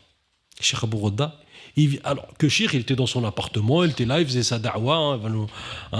Et 10 ans plus tard, Cheikh, il revient, Cheikh Abu Ghudda, il vient et il a le dos complètement, il a même du mal à voir. Shir, il était tombé malade. Et Shir aussi, il était à la fin de sa vie, il était malade. Et ils se sont vus. Il lui dit, c'est moi à qui tu as envoyé le manuscrit. Il lui a dit, ah, c'est toi. Et ensuite, ils étaient là, ils ont échangé, etc. Et tu avais Cheikh Abou Rouda qui parlait. Hein. Il a fait une enquête pour voir où est-ce qu'il habitait, Cheikh, parce que c'était pas donné. Donc, il est parti jusqu'à son appartement pour aller le visiter. Et là, il y a eu la rencontre entre les deux grandes sommités donc de l'islam. Et il a fait des éloges à son sujet et il l'a remercié. Et il a dit, ou alors c'était, non, là c'est Nourdin al-Itra, un autre grand savant qui a dit Hatta ka'annahu hay'atu umam. Il parle de Cheikh Hamidullah en disant c'était comme un comité de communauté, c'est-à-dire une communauté à lui-même. Shir, c'est comme s'il avait plusieurs vies dans une seule, subhanallah al-azim. Et Shir, donc Cheikh Hamidullah, il est récompensé par les plus grands savants du hadith pour les efforts qu'il a fait, pour ses échanges de manuscrits. Il a été donc une passerelle entre l'Orient et l'Occident par rapport à ces livres-là. Et Shir également, c'était un ascète, ça on va le voir, Inch'Allah Ta'ala. Shir avec le fiqh, on voit également que Shir, il était shafi'ite, il était d'obédience shafi'ite. Et il avait une grande tolérance pour les autres écoles, puisqu'il a vécu ici en France avec les Maghrébins qui sont d'obédience, on va dire en général, malikite. Et il a authentifié les livres hanafites. Donc on voit bien que Shir, il est multifonctionnel, là. Il est polyvalent, Shir. Il est avec tout le monde. Et il est d'ailleurs, voilà. Shir, est-ce que tu peux nous dire un petit peu plus sur ça, par rapport à son fiqh, connaître un petit peu le fiqh de Shir? En fait, au niveau de sa tolérance vis-à-vis des autres, moi j'avais posé la question à un de ses disciples, comment il se comportait justement avec les différents groupes. Et lui disait, il ne jugeait jamais personne par rapport au groupe auquel il appartenait, mais il regardait toujours la personne par rapport à son application et sa droiture dans la religion. Et il ne classait jamais les gens dans des cases par rapport à leur appartenance de telle ou telle tendance. Il avait une largesse vis-à-vis des musulmans. Et ce qu'il regardait, c'était vraiment leur droiture. Est-ce qu'ils étaient conformes à l'exigence islamique et non pas est-ce qu'ils appartenaient à tel ou tel groupe. Et donc, il collaborait avec tout le monde de manière simple et accessible. Donc Shir, il regardait l'intégrité, quoi. Exactement. Madame Fazio, Shir, il regardait l'intégrité, c'est ça qui l'intéressait. Ah oui, mais ça... Non, ça, de toute façon, c'est tout à fait lui, quoi. Et je vous dis, il émanait... Quand on le rencontrait aussi, il avait une aura. Il y avait quelque chose qui émanait de lui. Et surtout, on pouvait aborder tous les sujets, et il avait si grande culture qu'on avait l'impression que rien ne lui échappait. J'ai l'impression d'exagérer, mais bon, pas du tout, parce qu'il parlait du général Koenig. Et puis il m'a dit, ah bah oui, effectivement, c'était un juif et tout. Il avait une culture, mais il m'épatait à chaque fois, quoi. Et ce qu'il y a, c'est pour ça que, justement, dans ses notes de sa traduction, il faisait appel à toutes les cultures. Toutes les cultures. C'est ça, il faisait appel à toutes les cultures. Et il connaissait aussi bien le bouddhisme. Il connaissait bien le bouddhisme. Alors, là, ça va peut-être en faire sursauter l'auditoire. Parce qu'il y a des gens qui disent « Ah non, c'est pas possible », mais bon, pour lui, il n'exclut pas, il n'a pas dit que c'était vrai, il n'exclut pas que Bouddha fut un envoyé, un prophète. Alors, il ne faut pas oublier qu'il y a eu 140 000... C'est Dhul-Kifl, justement. Justement, il dit que c'est Dhul-Kifl. Dans sa traduction voilà. du Coran. Voilà. Ouais. Il dit que c'est Dhul-Kifl parce qu'il a vu que l'histoire de Bouddha, elle ressemblait à l'histoire de Dhul-Kifl. Exactement. Qui a eu la révélation au niveau d'un arbre, etc. Et qui a eu une méditation à ce moment-là. Et lui, il dit qu'il n'écarte pas le fait que... l'intouchabilité. Ouais, on n'a pas touche dans le Coran. Là, Enfin, il n'a pas dit qu'il était sûr, il a dit qu'il... C'était une possibilité. C'était une possibilité. Oui, il n'était pas impossible. Il n'écartait pas cette possibilité. Il n'écartait pas cette possibilité. Par contre, le temps passe vite. Oui. Je pense que les gens sont d'aller manger. Ouais. Si on peut. Oui, Inch'Allah, on va écourter. Écourter un petit peu. Et reprendre après. Shir et les langues. Le prophète alayhi salatu wassalam, a incité la communauté à apprendre les langues.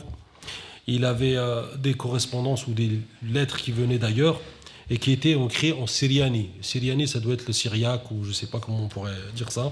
Une langue, donc, ou hébreu ou syriaque. Et le prophète alayhi salatu wassalam, a pris Zayd ibn Thabit, un des compagnons, et il lui a dit est-ce que tu connais cette langue-là, le syriani? Et Zaïd lui a dit, radiyallahu anhu, il lui a dit non, je ne le connais pas. Il lui dit apprends-la car vient des lettres, c'est-à-dire vient de ces gens-là des lettres. Et à ce moment-là, donc, le prophète sallallahu alayhi wa sallam, directement ou indirectement, nous enseigne qu'il est bien de connaître la langue des autres. Et Shir, ici, moi j'aimerais savoir combien de langues il connaissait.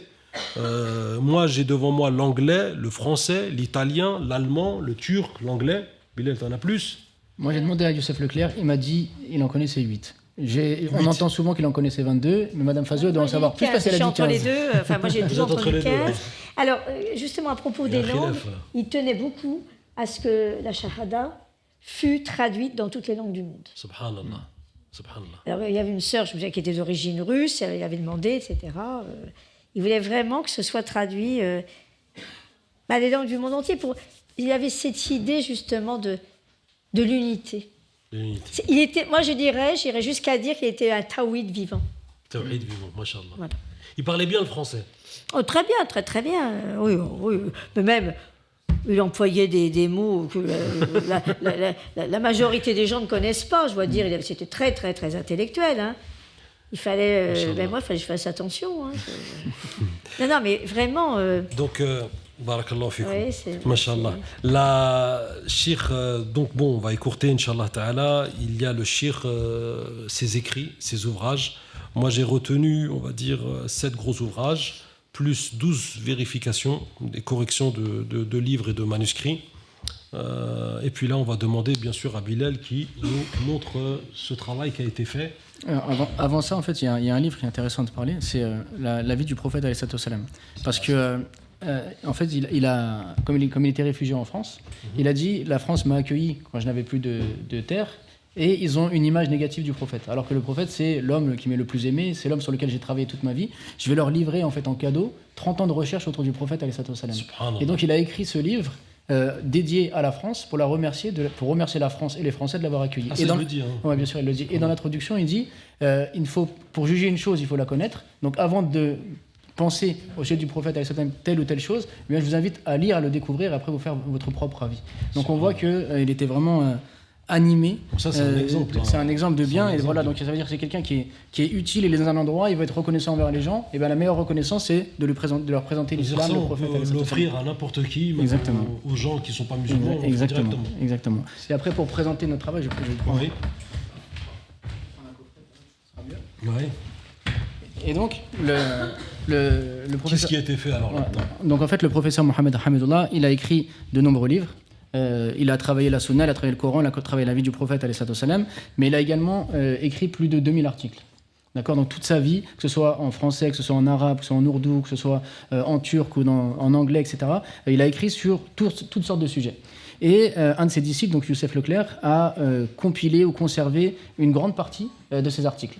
Sauf que les articles sont dispersés à droite et à gauche et pas forcément faciles d'accès, des fois avec des qualités d'impression qui sont très difficiles à relire. C'est juste un article qui est mal scanné ou mal numérisé, etc. Donc nous, ce qu'on a voulu faire, c'est justement réunir tout ce patrimoine afin donc de faire renaître ce patrimoine, de faire connaître ce patrimoine, de façon à ce que les musulmans puissent découvrir l'érudition du professeur Hamidullah, s'imprégner de ses écrits, de sa pensée. Et donc on a compilé tous ces articles et on les a classés par thème. Et on a fait donc 4 volumes. Un premier donc, qui va parler du droit et du usul fiqh, un deuxième qui va parler de l'islam et de la pratique, un second qui va parler de l'histoire musulmane, et le dernier qui va parler donc politique musulmane et problématiques contemporaines. Et le dernier il est particulièrement intéressant parce qu'on voit que le professeur Hamidullah c'est un savant, il peut traiter de sujets très techniques comme est-ce que le droit romain a influencé le droit islamique, etc.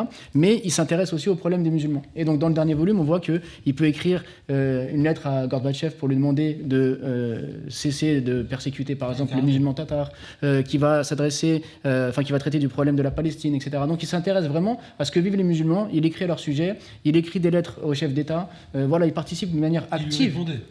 Je ne sais pas si je lui répondais, mais en tout cas, lui, il écrivait. Donc on voit qu'il participe de manière vraiment active.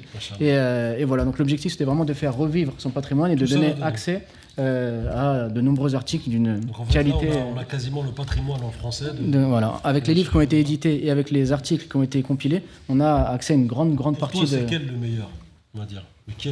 Celui que tu as plus c'est Initiation à l'islam. En fait, initiation à l'islam, pour expliquer, il y avait un Américain qui s'était converti à l'islam et qui est venu voir le professeur Hamidullah et lui a demandé un livre pour justement pouvoir améliorer ses connaissances, savoir comment pratiquer l'islam. Et le professeur Hamidullah a regardé dans les librairies, il n'a pas trouvé grand-chose.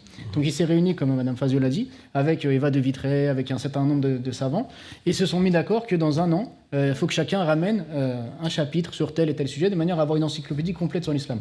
Puisqu'au bout d'un an, personne n'avait rien fait, il s'est dit je vais faire tout seul. Et donc il a écrit un livre extrêmement complet qui aborde tout, c'est-à-dire l'islam en tant que religion, l'islam en tant que civilisation, l'histoire islamique, la médecine, bref, c'est vrai, c'est extrêmement complet. Et quand on le lit, en fait, à chaque chapitre, on a l'impression que c'est léger, et puis plus on rentre dans le livre, plus en fait on se rend compte que c'est une encyclopédie complète. Donc en peut-être 500 pages, on a une idée très très complète sur l'islam. On peut dire qu'une personne qui lit ça a une vision vraiment d'ensemble sur l'islam. J'ai lu des fois, il y avait des paragraphes, mais c'était le résumé de au moins 10 livres. Exactement. En fait, lorsqu'on lit le livre, on se rend compte que chaque paragraphe, pour ça, il a dû lire peut-être 10 volumes qu'il a réussi à condenser. Donc c'est vraiment un livre impressionnant et très éducatif. C'est un savant, on va dire, encyclopédique. Vraiment. Concernant sa da'wa, on clôturera par cela, Inch'Allah Ta'ala. Sa da'wa, Cheikh, parce qu'il paraît, il avait laissé son appartement ouvert. En fait, lorsqu'il était malade à la fin de sa vie, comme il n'avait plus la force d'ouvrir sa porte pour ouvrir à tous les gens qui venaient le visiter, mais il laissait sa porte ouverte et les gens venaient le voir. Et des fois, même qu'il était tellement fatigué, les gens venaient pour lui poser une question sur un hadith ou quoi, ils n'osaient pas le déranger, ils disaient si, pose-moi la question. Et il répondait malgré sa fatigue. Et il laissait la porte ouverte. Il laissait sa porte ouverte et tout le monde était le bienvenu. Et tellement les gens l'aimaient dans son bâtiment qu'ils avaient installé à chaque, Madame Fazio me dit, ils avaient installé à chaque étage une chaise pour qu'il puisse se reposer parce qu'il était fatigué pour monter jusqu'à chez lui. Et j'ai lu aussi qu'il a été la cause entre 30 et 50 000 personnes qui rentrent dans l'islam. C'est-à-dire qu'il a fait faire la shahada à tout ce monde-là, entre 30 et 50 000 personnes. C'est quand même quelque chose de grand, subhanallah. C'est un grand homme. C'est lui qui vous a fait faire la shahada, Madame Fazio ? Non. Vous l'avez connu comment ? Je l'ai connu tout simplement parce que les convertis de mon époque et d'autres personnes encore étaient ses élèves. Il était de passage obligé. C'est-à-dire, on était à Paris, on passait toujours, il fallait qu'on le rencontre. Vous alliez chez lui ? Oui, j'allais chez lui. Alors même une fois, ça m'a fait un grand honneur, il me disait, mais vous vous déplacez toujours chez moi, je vais venir chez vous. Et il me l'a demandé 2 fois par lettre, et mon mari n'a jamais voulu. Il était jaloux. Mais j'ai dit, s'il me le demande 2 fois, c'est pas une fois pour être poli, etc. Il me dit, mais je peux aller jusque chez vous aussi pour travailler. C'est vrai que quand il est mort au mois de décembre, donc là, on a dit que ça faisait 21 ans, c'est comme un grand vide. Comment vous avez appris sa mort ? C'était un frère qui l'avait bien connu, AVS, un peu la moteur d'un AVS, il m'a téléphoné, on me dit voilà, il est mort à Jacksonville, où sa nièce l'avait emmené, mais je crois qu'elle avait compris qu'il y avait aussi malheureusement beaucoup de vautours autour de lui. Au moment où il était très très malade, on lui a fait signer, je ne sais pas, des papiers pour avoir des droits d'auteur, bref, c'était assez sordide, et elle l'a emmené là-bas, et quand j'ai appris qu'il était décédé, ça m'a fait un grand choc. J'étais orpheline. Vous considérez comme un père ?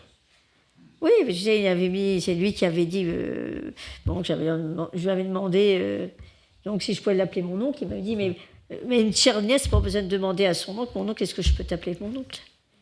On l'aimait. Quelle est la plus grande qualité que vous avez vue en cet homme ? La modestie. Bien sûr, alors le savoir, mais je n'imaginais pas qu'il savait autant de choses. Je viens presque de le découvrir ce soir. En quoi il était modeste ? Qu'est-ce que vous avez vu qui a fait dire qu'il était modeste ? Déjà, il ne voulait pas d'honneur. Il ne voulait pas qu'on l'appelle, je ne sais pas, moi, le commandeur des croyants. Voilà. Il ne voulait absolument pas de ça. Il vivait très modestement, presque chichement. Il se faisait à manger, il y avait 2 fois rien. Je sais pas. Il vivait vraiment. C'est vrai qu'il ne mangeait pas de viande ? C'est possible. Alors c'était possible, mais attendez, c'est pas qu'il était contre la viande, c'est qu'à l'époque, à notre époque, on n'avait pas beaucoup de boucheries halal. Donc il mangeait, il me disait, même quand je suis invitée dans des grands hôtels, etc., quand je vais ici, là et ailleurs, il me dit, je prends des œufs, des œufs, je prends du poisson, et puis c'est tout. Est-ce que vous avez fait les maraudes avec lui? Non, je n'ai pas fait. Tu peux nous raconter cette histoire de maraude? Le soir, ça lui arrivait de partir faire les maraudes justement dans les rues parisiennes pour distribuer la nourriture aux personnes. Il allait avec d'autres personnes connues, comme Eva de Vitré par exemple. Mais en plus de ça, en plus de tout ce qu'il faisait. Ça veut dire qu'il enseignait la journée au CNRS par exemple. Il allait le dimanche dans les chambres d'étudiants pour enseigner le Coran. D'ailleurs, Taleb El Ibrahimi est un de ses élèves. C'était un groupe d'étudiants, ils venaient les voir chaque dimanche matin. Taleb Ibrahimi, celui qu'on a édité un de ses livres. Exactement. Il allait dans les mosquées où il était invité, il se réunissait. Et les gens qui ne savaient pas lire ou qui avaient. Par exemple, Taleb il raconte qu'un jour, lorsqu'il est rentré chez lui, il a trouvé un vieil Algérien qui avait 90 ans, qui ne savait pas lire. Il était en train de lui faire des cours d'alphabet pour lui apprendre à lire. Donc, bien qu'il était un érudit, qu'il enseignait au CNRS, etc., il avait la modestie de pouvoir enseigner à une personne âgée à lire pour pouvoir l'aider à faire ses papiers, etc. Donc, il était vraiment d'une simplicité. Et puis, un jour, il y avait une religieuse chrétienne qui est venue à la mosquée de Paris pour visiter, puis elle a trouvé personne pour lui faire la visite. Et lui, comme il était là, il a dit: est-ce que vous voulez que je vous fasse visiter? Et puis il l'a accompagné dans la mosquée de Paris, il lui a fait voir tous les monuments. Et pour le remercier, le chef du couvent a envoyé un courrier pour l'inviter. Et donc il est venu sur place, et puis il a fait une conférence, ils ont tous participé. Et comme c'était l'heure de la prière, dans le monastère. Dans le monastère. Ouais. Et en fait, puisque c'était l'heure de la prière et que son bus allait arriver dans quelques minutes, il a dit: est-ce que je peux faire ma prière avant de prendre le bus? Après, elle a dit d'accord. La religieuse lui a dit d'accord. Je vais demander l'autorisation au responsable. Et puis, ils ont eu l'autorisation, il a fait sa prière. Et quand elle l'a vu prier, elle a prié avec lui. Et après, il a dit: mais par contre, vous mettez derrière moi. Et elle s'est mise derrière lui, et puis elle a fait les gestes. Et puis, ils l'ont invité une fois d'après. Après, elle a dit: est-ce que vous pouvez m'apprendre votre prière? Et donc, du coup, il lui a appris la prière. Et après, elle a dit: j'ai demandé l'autorisation au responsable du couvent. Faire rentrer un homme, parce que c'est interdit. Oui, mais aussi de faire la prière. Et donc maintenant, elle faisait systématiquement, chaque jour, la prière à la manière des musulmans. Parce qu'ils disaient: nous, dans notre religion, on n'a pas quelque chose qui nous permet d'être aussi proche de Dieu que dans votre religion. Et lorsqu'il partait à Marseille, donc un de ses élèves que je connais de Marseille me disait qu'à chaque fois qu'il venait pour faire une conférence, il lui demandait de l'emmener justement au monastère. Et il allait visiter les religieux, les religieuses avec qui il échangeait des courriers régulièrement. Donc il était vraiment simple et au contact de tout le monde, que ce soit musulman ou non. Voilà. Et d'ailleurs, une religieuse à qui il avait l'habitude d'échanger a fini par se convertir à l'islam. Il y a eu aussi une lettre, je crois, au président qu'il avait fait. Je sais plus si c'était je sais pas. Non, je sais pas. Ou Chirac, franchement, je sais pas. Alors, en fait, lorsqu'il y a eu les élections en 81, avec Youssef Leclerc, ce qu'ils ont décidé de faire, c'est d'envoyer une lettre à tous les candidats pour demander ce qui serait possible que les musulmans puissent avoir un statut particulier. En fait, ils ont expliqué qu'en terre d'islam, les juifs et les chrétiens avaient un statut particulier qui leur donnait le droit d'appliquer certaines règles de leur religion, et ce qu'il serait possible que les musulmans en France aient un statut particulier pour pouvoir appliquer certaines règles de leur religion, comme c'est le cas en terre d'islam. Et donc chaque président, que ce soit Mitterrand ou autre, a fait une réponse, et on voit qu'il y avait beaucoup de présidents ou de candidats plutôt à la présidence, qui n'étaient pas fermés à l'idée et qui ont répondu poliment. Donc quand on voit aujourd'hui les difficultés qu'il y a à échanger des fois avec les politiques, on voit que c'était une autre époque. Et surtout on voit le courage qu'il a eu d'aller vers les grands hommes politiques, soit Mitterrand ou autres, pour faire cette demande. En résumant un petit peu, il ne rejetait personne. Et malheureusement, peut-être que de nos jours, je ne veux pas critiquer les gens d'une manière générale, c'est dans l'air du temps, c'est tout ce qui se passe autour de nous, mais on met un peu des étiquettes sur le dos des gens. Il n'en mettait pas. Lui, il n'en mettait jamais. Il n'en mettait pas d'étiquettes. Tout le monde était le bienvenu, de toute façon. Et la chose aussi que je voulais aussi savoir, ou plutôt faire savoir aux gens aussi, c'est j'avais entendu aussi que, un jour, une personne, elle lui a dit: je vais ouvrir un merkez, un centre islamique. Et à ce moment-là, Shir, il a pris son portefeuille, il lui a dit: tiens, prends ce que tu veux dedans. D'ailleurs, il a financé, il a acheté donc, le lieu dans lequel l'association des musulmans, des étudiants musulmans se réunissait. Il l'a acheté alors que lui il était simple locataire d'une petite chambre. Il l'a acheté avec son argent. Et il était aussi le président de plusieurs associations. Bon bref, en tout cas, Chir, il a vécu 10 vies dans une vie. On va clôturer, Inch'Allah. On va clôturer sur ça et on fait une pause pour pouvoir manger et après on fait et après on va faire le quiz, Inch'Allah. بارك الله فيكم جزاكم الله خيرا سبحانك اللهم وبحمدك اشهد ان لا اله الا انت استغفرك